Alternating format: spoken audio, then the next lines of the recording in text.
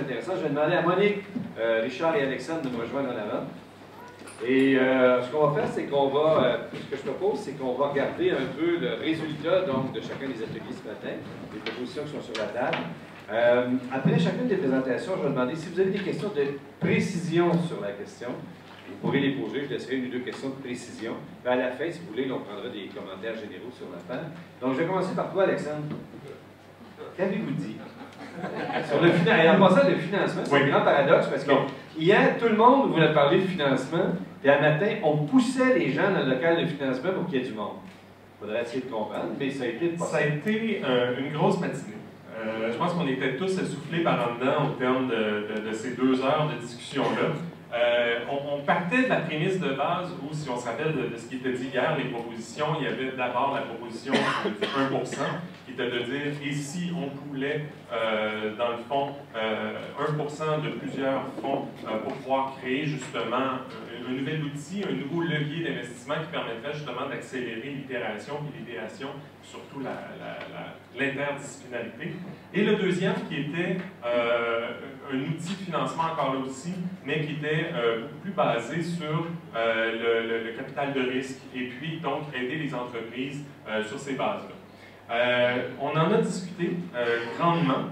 Le financement, c'est un peu un des liens, entre autres aussi, qui est très intime à l'ensemble des joueurs de l'industrie. Et la clé était d'essayer de trouver, et le grand défi, est-ce qu'il existe une solution potentielle, qu'elle soit petite ou qu'elle soit très grande, qui puisse satisfaire tout le monde, au moins pour une période X?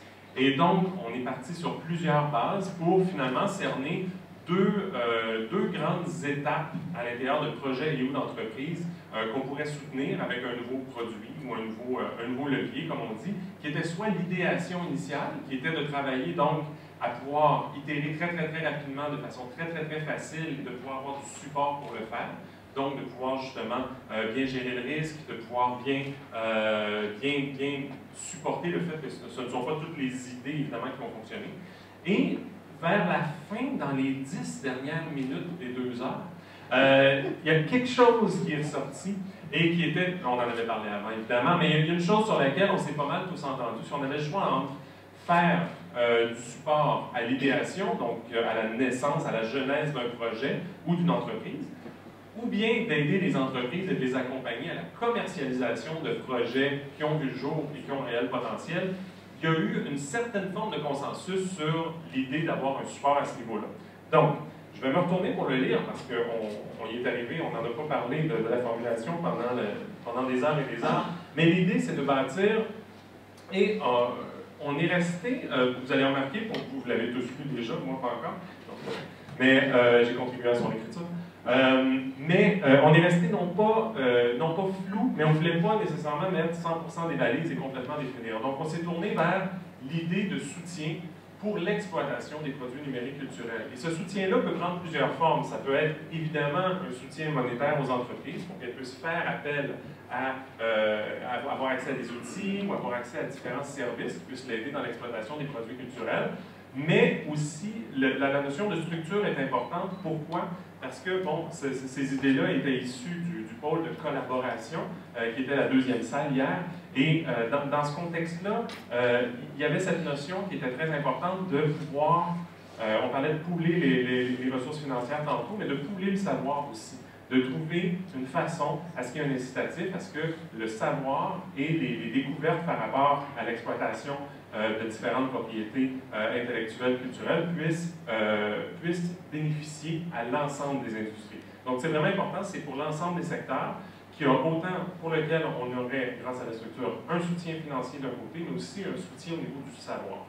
Pourquoi cette idée-là est intéressante, entre autres? Bon, il y avait une chose qui était mentionnée, c'est que quand il y a le temps de dire j'ai un produit culturel et puis je dois le commercialiser, le premier objectif, c'est de se dire, si on généralise à une application par exemple, c'est que je dois être page one dans le App Store chez Apple. C'est je dois l'être. Et ça prend une expertise pour réussir à y être.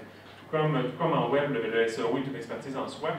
L'optimisation et l'exploitation, la mise en marché d'une application ou tout autre produit culturel qui pourrait être du livre, de la littérature, de la musique ou autre, Il y a une expertise à développer. Et au Québec, il y a très peu de ces entreprises-là qui connaissent intimement le fonctionnement de tous ces stores et tous ces marchés-là. Et donc, avec cette structure-là qu'on propose, il y aurait la possibilité donc, de développer ces expertises-là au niveau local ici au Québec. Deuxièmement, la mutualisation des savoirs, bien là, on sait que c'est peut-être un peu utopique, mais ça fait partie de l'idée aussi de dire, on va tout mettre aux choses ensemble, il y a des nouvelles idées qui peuvent émerger, donc ça fait partie de ça. Un autre facteur qui est important, c'était, ce qui est marqué juste en dessous, de rendre les producteurs plus autonomes aussi.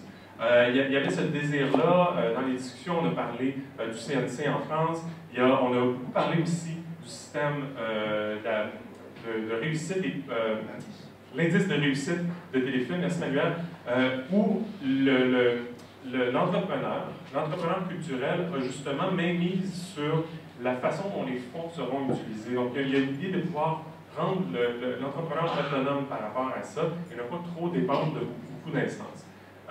Deuxièmement, comme on travaille à l'exploitation, pérennisation des entreprises et création de valeur. Et finalement, ben là, dans tous les secteurs, ultimement, si on réussit une bonne exploitation, il y a des retombées qui peuvent en découler. Donc, en gros, c'est ça. Ça a été ardu d'y arriver. Je pense que ce qui arrive, puis c'était Raphaël qui montait un diagramme qu'elle a fait sur papier, des idées qui sont sorties. Je pense qu'il y avait à peu près 54 bonnes idées. Il fallait en trouver une qui était assez fédératrice, et puis on s'est tourné vers cela, l'exploitation. Super, merci Alexandre. Est-ce qu'il y a des questions de précision, quoi que ça parle un peu par ce domaine, mais est-ce qu'il y a des questions de précision sur le projet? Oui? Je dans le bout d'article par rapport à l'autonomisation, des indicateurs de succès des films. Oui. En fait, quand on parle de la question de Karine était de peut-être revenir un peu sur la notion d'autonomie des producteurs. L'imputabilité aussi. Comment tu le définirais, Manuel? Vas-y, c'est toi qui m'expliquais tantôt. En fait, comme l'a bien expliqué Alexandre, on a eu un gros problème, c'est qu'on avait deux types de financement à regarder. Bon, je ne reviens pas dessus, mais il y avait un point commun quand même, c'était de donner la possibilité aux producteurs, aux créateurs, d'avoir une certaine liberté dans ce qu'ils font. C'est-à-dire qu'au moment où on est dans un mode de prototypage, il y a cette espèce de confiance qui doit être obtenue de la part des instances, et finalement, une organisation, enfin des créateurs devraient pouvoir avoir l'autonomie pour développer leur projet avec des petits montants, par exemple, d'une façon très simple et légère. Puis après, il y a cette notion plus grande ampleur, où finalement, une entreprise est prête à exploiter, à commercialiser, puis elle a un track record. Et finalement, l'idée, c'était de dire, comme l'indice de réussite de Téléfilm, par exemple, c'est une reconnaissance. Il y a un historique, et finalement, on permet une certaine autonomie des entreprises. Et là, c'était le point commun, finalement, entre les deux. Est-ce que je vais expliquer?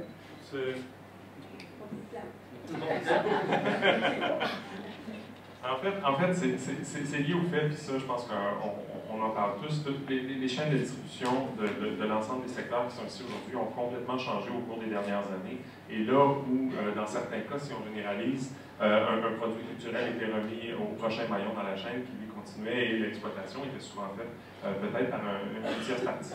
L'idée, c'est en soutenant le producteur pour qu'il puisse lui-même prendre en charge l'exploitation, c'est de le rendre plus autonome justement dans le cycle de vie du produit. Une autre question de précision, sinon on passe au deuxième atelier. Alors, Richard, je pense que vous avez un présentateur de cette lecture. Oui, effectivement, mais peut-être avant de passer au présentateur, juste vous dire un peu le processus qu'on a engagé pour discuter c'était quoi, parce qu'on parlait beaucoup d'entrepreneurship culturel. On parle beaucoup de culture d'entreprise, mais c'est quoi exactement l'entrepreneurship culturel? Puis hier, j'avais un peu peur quand je reprenais les différentes discussions hier, parce que on attendait beaucoup des autres Puis à la définition même, c'est quoi un entrepreneur? Ben, c'est à nous un peu de saisir les opportunités d'aller de l'avant. Puis je voulais m'assurer un peu que, ultimement, en branche culturelle, c'est pas nécessairement des gens qui sont en attente de qu'est-ce que l'État ou d'autres personnes vont nous aider à quelque part, c'est s'engager un peu sur ce côté-là.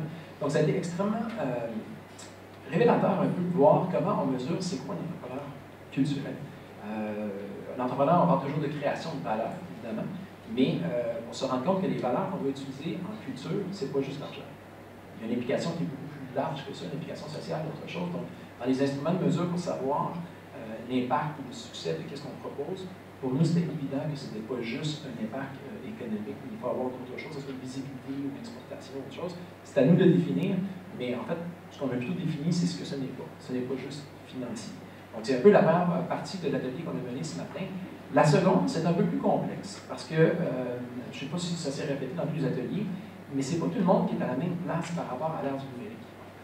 Les solutions, rapidement, quand on parle du macro, c'est facile qu'on parle, on constate c'est quoi les défis, mais rapidement, quand on arrive dans les pistes de solutions, on ramène ça beaucoup à notre propre jardin, à notre propre façon de voir les choses. Donc, il a fallu à quelques reprises prendre un pas de recul pour voir qu'est-ce qu'on est capable de faire en macro qui nous donnerait le moyen, ultimement, d'aller aider chaque entreprise dans le cours normal de l'activité, puis aussi de passer à travers cette transformation-là qui est l'ère numérique. Il faut le dire aussi, c'est une question qu'on ne s'est peut-être pas posée, puis peut-être pas une question populaire, mais est-ce que c'est toutes les entreprises qui peuvent traverser à travers ça? J'ai beaucoup aimé ce matin Sylvain qui parlait l'ère numérique nous amène des nouvelles opportunités.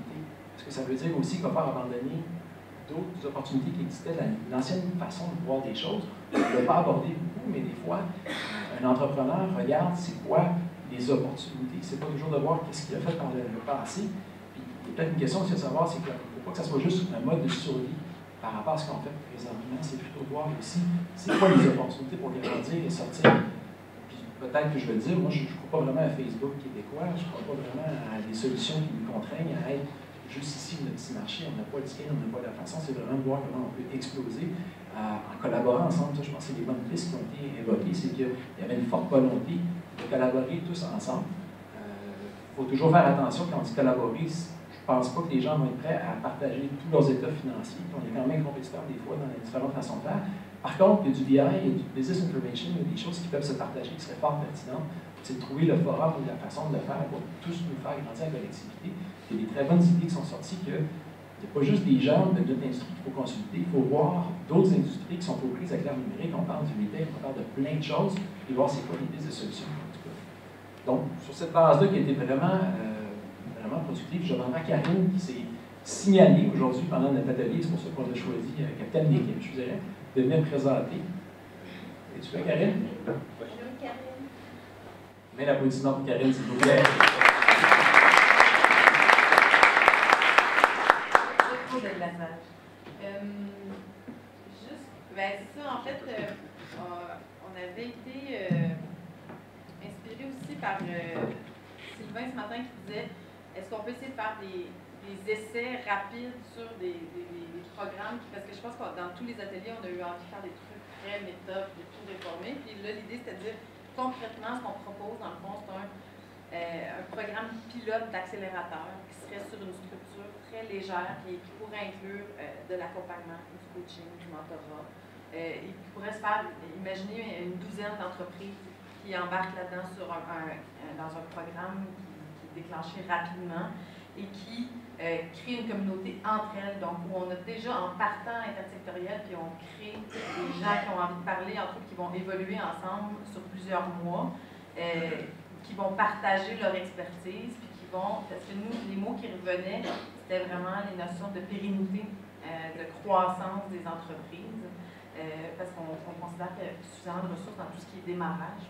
C'était vraiment de donner le petit plus qui permet de faire ça, puis toujours inspiré par la discussion ce matin, avec une obligation de transmettre le fruit de leur expérience à leurs pairs dans leur secteur respectif à la fin de l'expérience. Donc, si on remonte d'un degré dans le méta, ben, les objectifs, vous les avez là, c'est ça, la croissance pérennité, la notion de création de valeur, puis le fait qu'on dit des choses. Voilà. Merci beaucoup, Karine. Il y a des questions de précision? Oh, il y a un applaudissement. Oh, Karine. Question de précision? Non, ça va? Monique? Parce que non, parce que sinon, il faudrait valider mon affaire.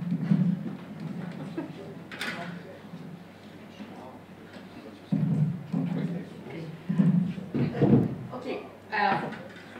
Petit éditorial avant de présenter la conclusion de notre atelier. Tout un gros atelier. Levez la main de tous ceux qui étaient dans notre atelier.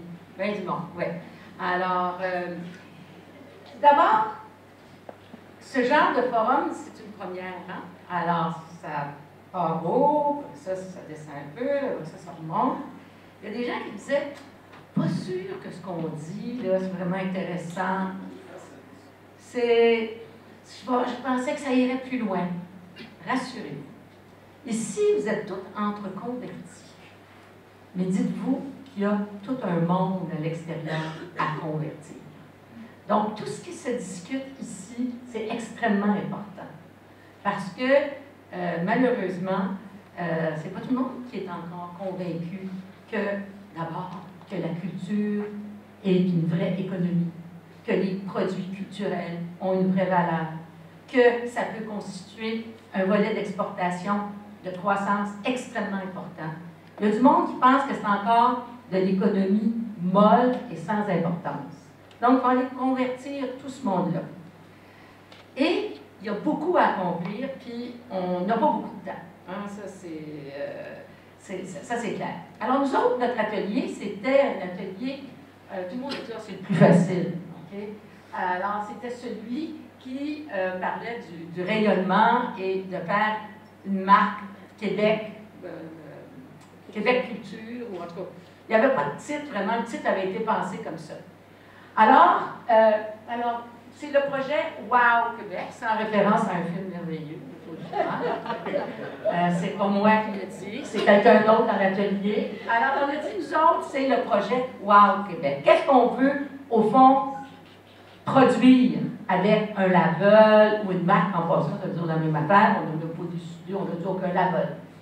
En fait, c'est de pouvoir avoir une référence qui reflète la créativité, la qualité, l'audace, l'innovation québécoise dans tous les secteurs culturels. C'est ça le Québec. Wow! Ça vient du Québec. Wow! Une mutualisation de services également. La raison, toute simple, on aurait pu la mettre au début, c'est vendre. Alors, on ne se comptera pas d'histoire, mais on veut vendre. On veut vendre à notre monde, on veut vendre de par le monde aussi, et dans le monde. Ça, c'est encore une fois, tout le monde ici est convaincu de ça. Il y a 5 ans, pas sûr. Il n'y avait pas ce réflexe chez les entrepreneurs culturels d'exporter. On avait des marchés fermés, conquis d'avance, avec des formules de financement qui ont plus ou moins très bien marché pendant 20, 30, 40 ans. Et aujourd'hui, tout le monde se rend compte qu'il faut sortir d'ici si on veut survivre. Puis en même temps, si on veut être reconnu par notre propre public, il faut aussi qu'on aille à l'extérieur. C'est une dynamique, ça, qui est évidente. Le point fort de l'idée, c'est évidemment le facilitateur de l'identification de produits. C'est un gage de qualité. Alors, on a beaucoup parlé de, une étape de qualité qui peuvent exister dans d'autres secteurs. C'est un outil de promotion, de mise en marché, d'exportation. Et c'est un repère et une inspiration pour les entreprises. Puisque les entreprises ne sont pas toutes au même niveau. Il y a des entreprises plus grosses qui ont connu beaucoup de succès. Alors, et puis ça devient un repère. Il y a des plus petites entreprises qui vont être inspirées par les plus grosses. Donc ça, c'est important. Maintenant, on a fait nos devoirs jusqu'au bout. Alors, c'est quoi les grandes étapes? Alors, vous voyez, on s'est déjà donné un échéancier de 1 an. On le sait qu'il y a beaucoup à faire, mais on le sait aussi qu'on s'est tout dit, il faut aller vite. On n'a plus le temps là, de perdre du temps. Il faut vraiment aller vite. Alors, dans la première étape, c'est qu'on forme tout de suite, ça veut dire demain matin, on fait prenez un break le lundi, groupe de travail représentatif des différents secteurs industriels et culturels, qui devra faire d'abord une analyse stratégique, ça va de soi. Le financement, tout de suite, d'entrée de jeu, dire c'est un financement mixte, public-privé. faut définir ce positionnement-là, puis le plan de déploiement, évidemment, et enfin, la mise en œuvre et la mise en marché dans un an. Alors, au prochain forum, ici, dans un an, c'est pas moi qui suis supposé l'annoncer, ça revient évidemment. Ensuite, c'est qui les partenaires et les intervenants ou les parties prenantes? Alors là, on a 4 grands groupes qui doivent faire partie de ça. Il y a évidemment les instigateurs, alors c'est les associations, dont l'association qui a initié ce forum. Il y a toutes les associations professionnelles, AQPM, il y a la Guilde des musiciens ici, bon, je ne vous les nomme pas toutes. Les institutions, c'est-à-dire, ensuite, les porteurs de ballons. Alors, les porteurs de ballons, ben, c'est des champions, ça peut être des individus, ça peut être des entreprises, mais des gens qui inspirent, qui sont là pour en faire la promotion et dire que ça vaut la peine. Ensuite, les participants. Ben, les participants, c'est vous autres, c'est les entreprises culturelles. Mais autant, à notre avis, il y en a qui travaillent dans la création pure, il peut y en avoir qui travaillent peut-être de façon plus complémentaire en technologie. Les créateurs, les artistes, les distributeurs, les diffuseurs, en fait, tous les porteurs de contenu. Enfin, les marchés à rejoindre, B2B, B2C, les distributeurs, les diffuseurs, les producteurs. Et finalement, les financiers, alors privé, public, l'argent étranger. Et aussi, éventuellement, peut-être créer un consortium de marques de qualité avec d'autres qui voudraient s'associer à nous. Alors ça, c'est... alors, on a aussi été dans les freins et les accélérateurs. Les freins, le cynisme. On a déjà essayé, ça n'a pas marché, pourquoi on recommencerait? Alors, ça, c'est pas vraiment le pire des freins dans la vie, de toute façon. Et tout le monde en souffre par moment un peu. Les différences et les divergences des secteurs, c'est-à-dire qu'on est tous pour la vertu, on a tout dit hier, oui, partage, convergence, ceci, transversalité, transmission. Puis quand arrive le temps de vraiment travailler ensemble, ben là, on commence à dire, ben les autres, c'est pas pareil, les autres, c'est comme ça, puis nous autres, c'est pas pareil. C'est la division est probablement quelque chose qui nous pend au bout du nez tout le temps, qui fait qu'on n'avance pas. Et vous allez remarquer, si vous regardez l'histoire, à chaque fois qu'il y a eu vraiment des changements importants, structurants dans le monde culturel, c'est quand tous les secteurs culturels se sont alliés au même objectif. Également les freins, les questions de financement. Consensus, pourquoi c'est un frein? La recherche absolue du consensus. Ça, puis l'inertie, c'est quasiment pareil parfois. Hein, parce qu'on n'arrive jamais à faire le consensus, donc on n'avance pas, on reste assis. Trop spécifique ou trop ouvert. Alors, il faut être bien cibler ce qu'on veut faire. Il faut s'engager, donc il faut faire en sorte que les gens s'y engagent. Évidemment, ça c'est difficile parfois. Et puis des complexités. Mais les accélérateurs, leadership efficace et agile, vous avez vu qu'il y a pas mal de monde qui sont des bonnes qualités de leaders ici. La mixité de la compétence qu'on peut retrouver parmi les ambassadeurs. Il faut que ça soit clair, les valeurs, les objectifs, l'engagement pour la mobilisation. Et ça, c'est quelque chose qui appartient à tous et chacun ici. L'engagement et la mobilisation, je vais reprendre des termes syndicaux qui me sont bien chers. C'est facile de peser sur Facebook, dire j'aime ou un like.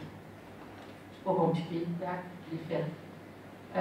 Par contre, partir de chez vous, de votre entreprise, aller dans une assemblée, discuter, essayer de trouver des formules, aller faire des représentations.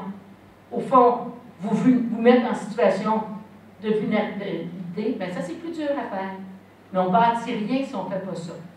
On ne bâtit pas grand-chose avec juste peser sur un piton. Et enfin, des choses assez évidentes, la simplicité des mécanismes, la flexibilité, etc. Alors, en gros, on dit il nous faut absolument définir un label ou une marque qui a l'effet « Wow Québec ». Il y a un échéancier, il y a une démarche, il y a une liste de partenaires à recruter, et puis il y a une liste de pas quoi faire, puis une liste de qu'est-ce qu'il faut faire. Merci beaucoup.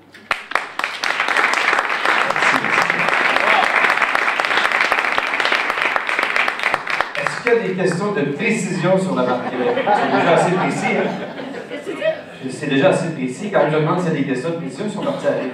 Je pense que c'était précis. Mais c'est intéressant en passant, j'avais oublié ce que tu disais sur le truc, c'est vrai qu'on peut chez les convertis, mais quand on regarde un peu les trois présentations qu'on a, on arrive avec trois trucs qui peuvent paraître extrêmement évidents. C'est-à-dire que ce qu'il faut, c'est quoi? Solidifier nos entreprises, solidifier le financement, ça c'est très clair. Deuxièmement, développer l'entrepreneuriat comme source de croissance des entreprises culturelles. Et troisièmement, profiter de la mondialisation vers une exportation de nos produits. Ça peut avoir l'air d'une vérité de la palisse, on pourrait dire, ben ouais, à chaque fois qu'on se rencontre, on dit ça, c'est une excellente nouvelle. Parce que si à chaque fois qu'on se rencontre, on disait quelque chose de différent, ça serait un peu inquiétant. Et c'est peut-être parce que, très sincèrement, c'est les trois vraies priorités de l'industrie. En tout cas, à la gang qu'on est, de la façon dont on a travaillé, on peut dire que c'est les priorités qui rassemblaient tout le monde et c'est celles que le APM et tous ceux qui le souhaiteront vont défendre à l'avenir. Moi, je trouve ça très intéressant. Là-dessus, on peut ouvrir le débat plus large sur vos commentaires, vos trucs, des choses que ça vous a inspiré ou vous avez le goût de dire avant de vous taire à jamais. Et je ne sais pas s'il y a des questions particulières ou des commentaires ou des remerciements. Les anniversaires à célébrer. Moi, je voudrais remercier le formidable esprit de synthèse de ma co-animatrice. Voilà. Simon? D'autres questions, commentaires? Non? Oui, Sébastien. Sébastien? Monique, sur le Wow Québec, est-ce qu'on parle de un peu, exemple, comme les Catalans font, le Creative Catalonia, puis pas que ça soit, quand ils sont à l'international, dans un événement, que ce soit musique, jeux vidéo, etc., peu importe les secteurs, ils sont là en tant que Creative Catalonia, ou là, ce serait juste... Non, mais il y a une discussion, effectivement, parce que il y a une discussion, en fait, est-ce que c'est le pays ou la région qui a l'identification principale, ou est-ce que ce sont les entreprises? Puis ça, il y avait différentes discussions là-dessus. Mais au fond, c'est pour ça qu'on a créé le comité, pour clarifier toutes ces choses-là. Et dans ce sens-là, c'est vendre quoi? Tu vends quoi? Tu vends des produits culturels. Lesquels produits culturels sont produits par des entreprises? Okay? Et c'est quelles entreprises décident de se regrouper ensemble pour faire de la mutualisation? Alors, dépendant du lieu, dépendant de l'événement, je pense que ça pourra prendre des formes différentes. Il reste qu'il y a une volonté ferme d'avoir quelque chose qui fédère. Alors, mais on ne s'est pas encore arrêté. Donc, wow, c'était pour faire une blague, ça. Ben, honnêtement, je trouve que c'est bien comme marque, sincèrement. Je trouve ça même mieux peut-être que Planète Québec ou d'autres. Je pense que ça dit ce que c'est, puis il faut y aller. En tout cas, moi, je soutiens ça. Puis, dernier point, ben, justement, pour financer des opérations à l'international, on sait que c'est quand même difficile, puis c'est presque, en tout cas, impossible dans le monde d'aujourd'hui de se passer, notamment des financements que le fédéral peut apporter. Fait c'est un commentaire que je fais, mais c'est vraiment important justement que ça soit amené d'une manière que ça n'exclut pas, si tu veux, la possibilité d'aller chercher du financement fédéral pour faire ça, parce que, en tout cas, notamment genre à South-West, on n'y arrivera pas avec des moyens réduits, ça prend de la grosse machine de guerre pour sortir du lot là-bas, mais donc c'est juste un commentaire pour que ceux qui vont prendre le flambeau là-dessus pensent à cet aspect-là. OK. D'autres questions, commentaires? Oui? Louise? Moi, je vais rebondir juste sur une idée avec quelques collègues là, qui étaient dans votre groupe, Monique, sur l'identification des possibilités à l'échelle mondiale. C'est-à-dire que je fais écho aussi à ce que Glenn disait ce matin, tu sais, il arrive en Louisiane, PBS, ou je ne sais plus, était prêt à avoir des éléments francophones. Bon, c'est un hasard, un bel hasard, mais est-ce qu'il n'y aurait pas moyen de mettre, tu sais, comme travailler à faire en sorte qu'il y a du monde qui se promène, des repéreurs, je ne sais pas si tu l'as mentionné, mais à travers le monde, sur les marchés qu'on cherche. Oui, c'était le dernier point des accélérateurs, c'est de pouvoir explorer le monde, identifier les endroits qui sont intéressants, où s'ancrer, où pas aller. Ça fait partie, évidemment. Mais tout ça fait partie du travail du comité, d'identifier tout ça. Oui, je pense en tout cas c'est une ligne intéressante. Moi, ce matin, ça m'a frappé, tu sais, je me disais quand même, un marché qui s'ouvre pour TFO, comme ça, tu sais, Alors tu l'exploites, c'est une mine que tu peux exploiter. Juste répondre un petit peu à ce que Sébastien a dit sur le financement. On sait qu'on a double juridiction, double financement. Il reste, c'est à chacun aussi dans notre région d'aller réclamer les financements qu'on pense qu'on devrait avoir. Souvent, les gens disent « Ah, au Canada, comment ça marche? Ça fait que ça marche, le cinéma au Québec, c'est pas compliqué. On met autant d'argent que des films dans les films. » Alors, c'est la seule province qui fait ça. Là. Alors, si on décide qu'on veut vraiment relever l'ambition qu'on se donne, ça veut aussi dire qu'il faut aller réclamer les moyens pour réaliser cette ambition-là. Ça n'exclue pas qu'il y ait d'autres soutiens, mais il faut être capable aussi de le réclamer. Et quand je dis ça, je parle en connaissance de cause. D'aller convaincre, là où il le faut, que l'exportation du produit culturel, c'est aussi important que l'exportation d'un produit forestier, bien ça, c'est le job qu'on a à faire. Et si on réussit à faire valoir notre point de vue, on va avoir de l'argent qui va venir avec. D'autres commentaires, questions, impatience? Sinon, juste pour conclure ici un instant, d'abord, ça c'est les 3 sujets qu'on a voulu développer. Il y a un paquet d'autres sujets extrêmement intéressants qui ont été abordés. Je sais que ça ne tombe pas dans les craques du plancher parce qu'on les a notés partout. Le RPM a l'intention, je pense, d'en monter une liste et peut-être de vous l'envoyer tout ça. Donc on va regarder tout ça, mais merci beaucoup. Bien. Merci pour moi. Merci Sylvain, je regarde avec toi. Et je demanderai au vice-président du RPM, Guillaume Agnorté, de venir se joindre à nous pour le... En fait, Guillaume, ça va être la virgule, le point final, ça va être Sylvain dans un instant. Oui, point virgule, si tu préfères. Donc, Guillaume, est-ce qu'il y a moyen maintenant de faire un bilan des dernières 36 heures pour le RPM? On va essayer. Avant de faire ce bilan, j'aimerais que 2 personnes viennent me rejoindre sur scène. D'abord, Jenny Thibault. Oui, c'est votre...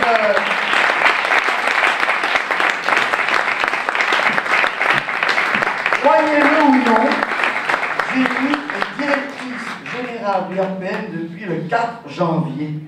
Et c'est elle qui vous a livré cet événement dans sa logistique. C'est à elle que vous devez tout le plaisir. Vous avez vu pendant 2 jours.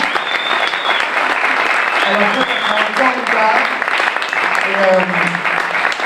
J'ai la chance et le privilège de m'impliquer dans certaines associations, dont l'URPM, dont l'Alliance Média Jeunesse avec Chantal, et c'est toujours très important, on oublie souvent, mais le travail de notre directeur et directrice générale fait toute la différence dans notre investissement en tant que professionnel. Merci beaucoup. Et Manuel Badel aussi, qui m'a aidé à monter ce projet-là, qui travaille avec moi.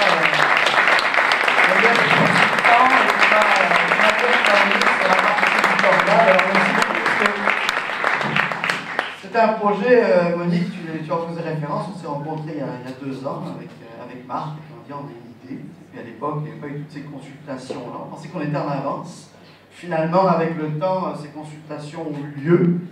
Et puis c'est très drôle parce qu'un des éléments qui est sorti du rapport de consultation de la ministre Joly, dans le cadre de Patrimoine Canada, c'était de dire qu'il faut collaborer. Et je pense que pendant 2 jours, nous avons collaboré. Ça, c'est important. Ça, c'est le premier bilan. Le premier objectif qu'on avait, c'était de vous réunir d'horizons divers. Et croyez-moi, vous représentez ces horizons divers. Vous venez du livre, de la musique, la production numérique et interactive, du jeu vidéo, de la production audiovisuelle, des installations multimédia. Et pour nous, c'était un grand pari de vous réunir tous ensemble, de vous faire parler ensemble. Et je pense que des commentaires, en tout cas, que j'ai eu, parce que je n'ai pas eu la chance ou la malchance d'assister aux différents ateliers, mais en tout cas, je pense des commentaires, d'avoir pu vous rencontrer, d'avoir pu partager vos opinions, vos points de vue, vos questionnements, puis vous rendre compte que vous n'êtes pas tout seul. C'est important. Alors, merci beaucoup d'avoir fait le déplacement. Deuxième défi qu'on avait, c'était de vous emmener à Shawinigan. On se souvient, les premiers appels que je passais, on fait un événement, on veut réunir les gens de l'industrie, se parler d'origine. Il y a des petits sourires. C'est où? À Shawinigan. Shawinigan. Moi, je connais Shawinigan, fort quand même. Le DGE est un endroit, je pense, extraordinaire. Vous l'avez découvert. des gens qui nous ont accueillis de façon magistrale et merci beaucoup. Je vous remercie.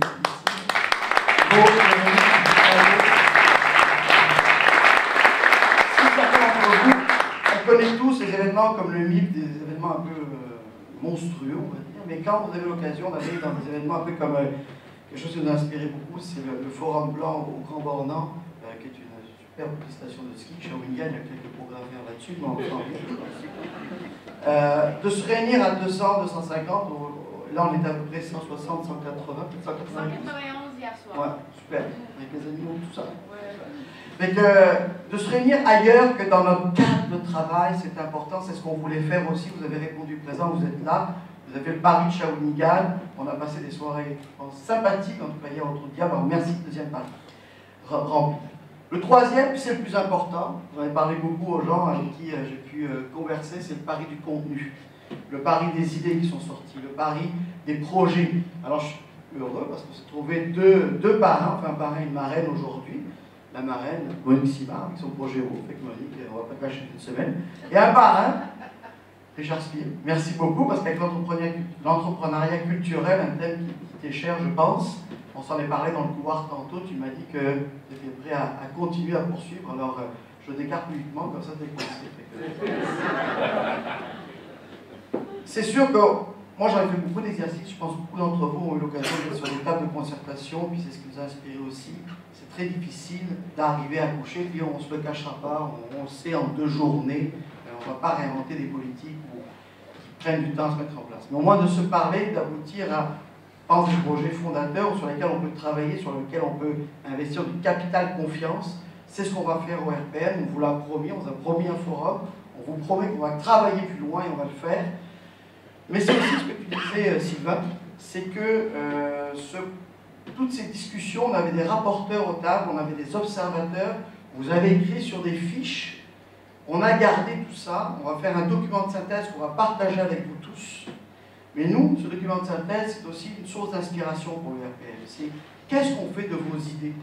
Il y a des choses qui n'apparaissent pas à l'écran aujourd'hui, mais qui sont formidables et qu'on va pouvoir exploiter. Puis c'est pour nous, Alexandre, on peut s'engager là-dessus, mais c'est pour nous une formidable base de travail, on va continuer là-dessus. On a de la matière grise, et croyez-moi, on va l'exploiter. Alors, merci beaucoup. Ce n'est pas juste ce qui apparaît à l'écran, ce qui est déjà important, et c'est un travail formidable, mais c'est aussi tout ce qu'on a partagé collectivement. Et j'espère véritablement, et avant de passer au remerciement d'usage, j'en ai quelques-uns, et puis de te rendre le micro, Sylvain, pour le mot de la fin, j'espère que vous avez apprécié de vous rencontrer.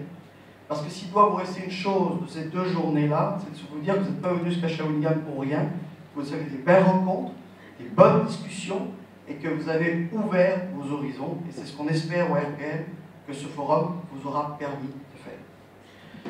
En terminant, je voudrais remercier encore une fois Monique Simard, mais aussi son équipe à la SODEC, notamment Harold Gendron, qui a travaillé très fort aussi. D'ailleurs, Harold, tu pourrais même nous rejoindre, parce que tu es un des initiateurs du projet.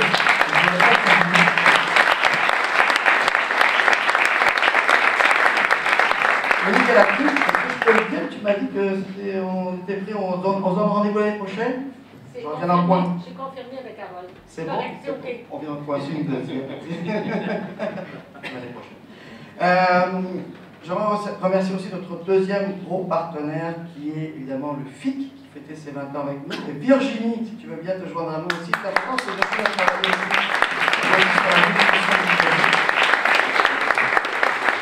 Il y a d'autres partenaires aussi qui sont des partenaires usuels du RPN qui sont très importants parce qu'ils nous permettent de vivre et d'avancer. C'est pas vous pousser les places. Alors il y a évidemment la ville de Montréal, il y a le Fonds Bell, il y a le BCTQ qui ont été impliqués dans ce projet-là. Conseil de la culture, Caisse de la culture, Conseil des arts, Culture de Montréal. Culture Shawinigan, donc beaucoup de partenaires, merci beaucoup parce que vous êtes présents régulièrement, vous nous soutenez et ça c'est extrêmement important, donc merci de votre soutien.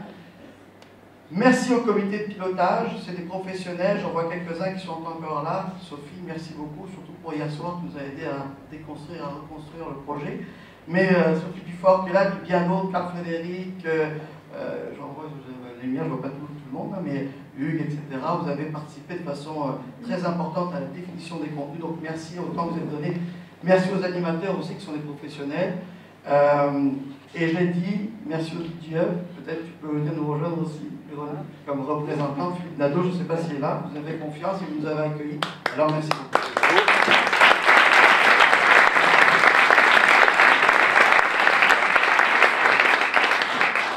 Un petit mot rapide. Merci Guillaume surtout, parce que vraiment, c'est ce gars, il a les épaules robustes. Hein, puis je peux vous assurer qu'il en prend sur le dos, puis vraiment c'est toi qui as porté ce qu'il a imaginé. Et bah écoute, je crois que le résultat est là en tout cas.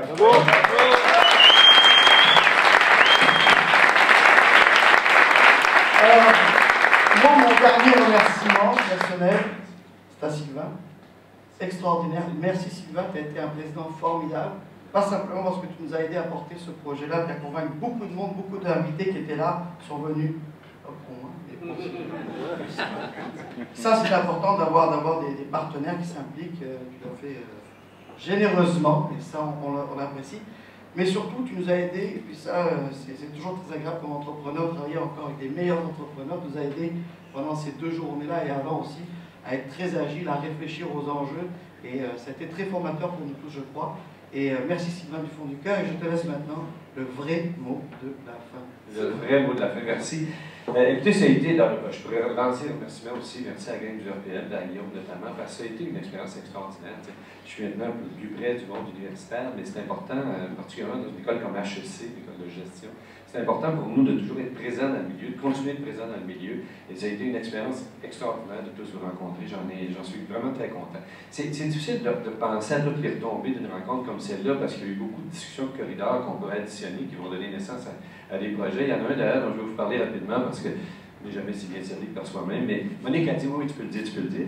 Et on travaille sur un projet ensemble avec d'autres partenaires d'une formation l'an prochain sur l'entrepreneuriat culturel et en culture et divertissement. Et c'est une formation de 9 jours qu'on va annoncer en mai prochain, mais qui va se tenir l'an prochain, 3 blocs de 3 jours sur l'entrepreneuriat en culture et divertissement. Et je pense que c'est un projet extraordinaire, il y a des partenaires extraordinaires, ça va être annoncé bientôt. Mais il y a un paquet de projets comme celui-là qui vont être nés sûrement de cette rencontre-là et qui sont extrêmement importants. Je le disais, il y a aussi beaucoup d'idées qui ont été émises, qui vont envoyer à tout le monde et qui font partie de l'affaire. Et c'est intéressant quand on se rend compte comme ça, parce que c'est vrai qu'on est dans un environnement compliqué. L'environnement numérique est un truc compliqué.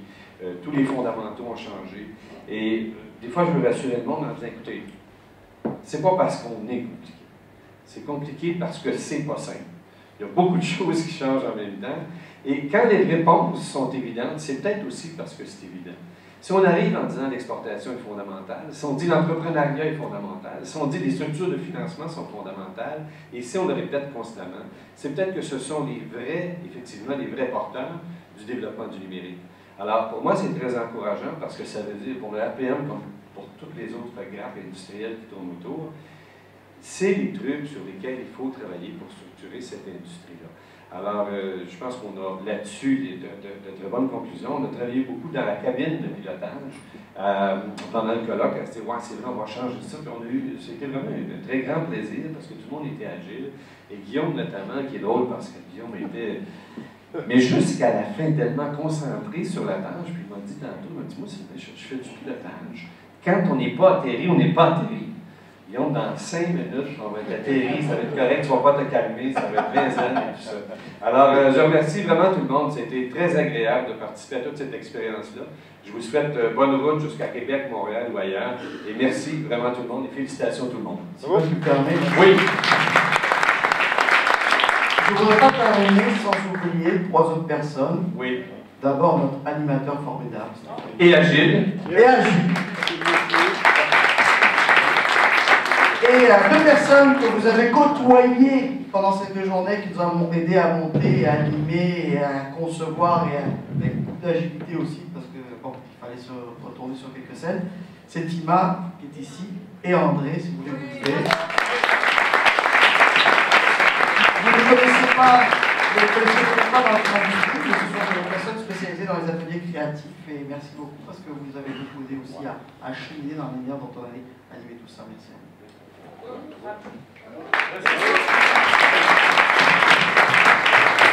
Bon retour tout le monde, bye bye.